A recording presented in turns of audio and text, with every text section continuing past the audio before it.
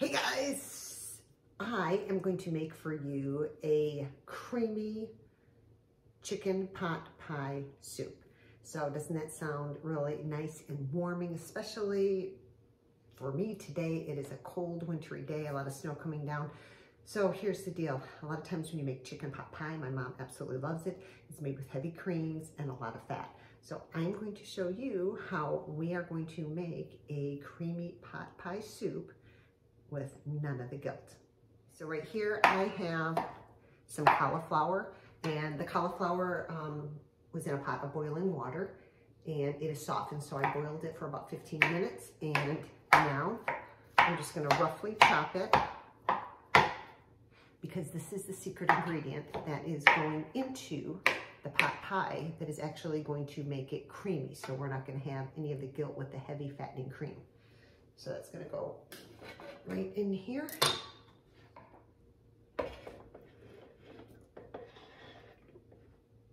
This is actually about 4 cups of cauliflower. And I boiled it for 15 minutes in water. I strained it, roughly chopped it. It's in here. And to that, I am going to add 2 cups of non-fat or fat-free milk.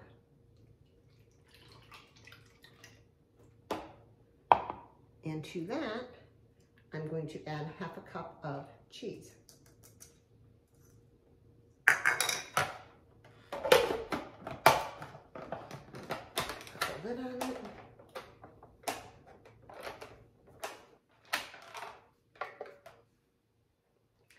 And puree. It's going to get loud. All right, guys, I don't know if you can see, but that's the magic of the cauliflower, right? So we made our own cream sauce. You can actually do this exact same thing if you're doing a macaroni and cheese. Really, really great thickener. You can do it with a potato soup as well, so you're not getting the heavy fattening cream and the butter and all the gunk. So right there, nice and thick. And then I'm going to show you what we're going to do next. All right, so now the next step is I have my Dutch oven, my pot, and this is actually where I boil the water for the cauliflower, and I'm going to take some cooking spray and just spray that. We want to keep it low in fat and calories, and I use an avocado oil. To that, I'm going to add a cup of chopped onions.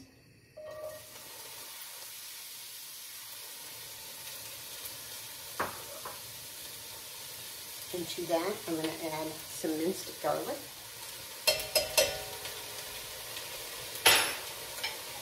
About a clove.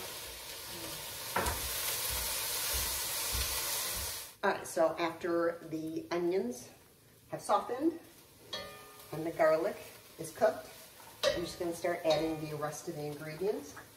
So right here I have 10 ounces of chicken. I did a little bit differently than the recipe calls for. It actually had me cooking the chicken like this, along with the onions, and I actually roasted 2 chicken breasts earlier today in the oven. I like it pan roasted, and then I deboned it. I've also made this before, where you take a rotisserie chicken, debone that, or just get chicken shreds, whatever's easiest for you. So I added the 10 ounces of chicken. To that, I'm going to add chicken stock or broth, and that's 1 cup. Okay, so we have the 1 cup of onions, 10 ounces of chicken, a clove of garlic, a cup of broth. Now we're going to take our heavy cream mixture and add that right in.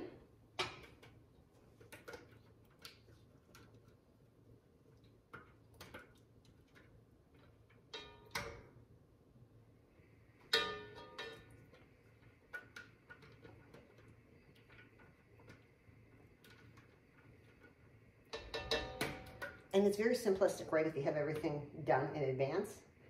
Because I prepare and always have my cauliflower already cleaned, all I had to do was grab it out of the bag and boil it in water. That wasn't hard. The chicken breast I did prepare and cook earlier. but I had it prepared so that it was ready to go for dinner. The onion I did chop, right? So a few steps of actual work here. So I'm just mixing that around, making sure it's all nice and incorporated. To that, I'm going to add thyme. It calls for 1/4 teaspoon. I don't really measure, so I'm just going to dump some in. Clean off this blade a little bit better.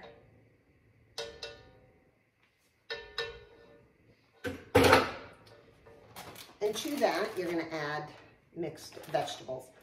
I was very particular because I don't care for peas, so I chose a mixed vegetable like this. It's frozen. The only ingredients that you want to see in here, frozen vegetables. This actually does have some white corn, carrots, and asparagus. If you like green peas, you can add them, and carrots. That's a typical traditional pot pie. I don't like peas. So I'm adding the bag of frozen vegetables in that. Mixing it around. And now I'm going to season it with some salt and pepper. So this is just ground black pepper.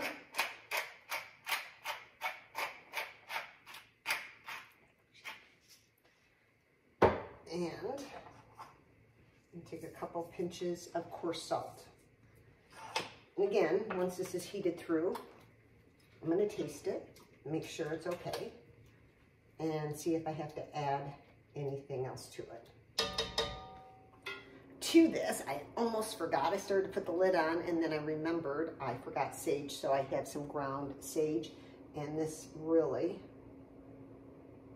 will make it and give it that homey feeling, homey taste.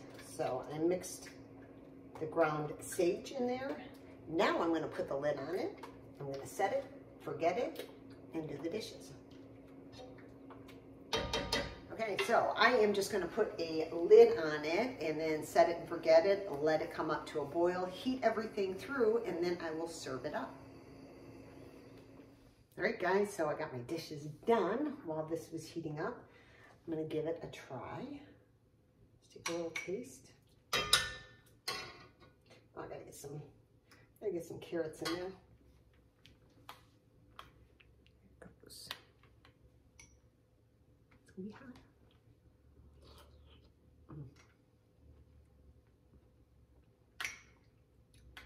Oh my. So good. So good. So I made this before and we had leftovers. And the leftovers were even better the second day. My husband and I both agreed. So you guys gotta give this a try. So if you are somebody that loves chicken pot pie, you can do without the dough and the crust, right? Because that's where a lot of the calories are. You can do without the fattening creams and butter, and you can make your own cream by using cauliflower and fat-free or skim milk. It's a great way, again, for potato soup, for clam chowder, for macaroni and cheese, and yes, for even chicken pot pie.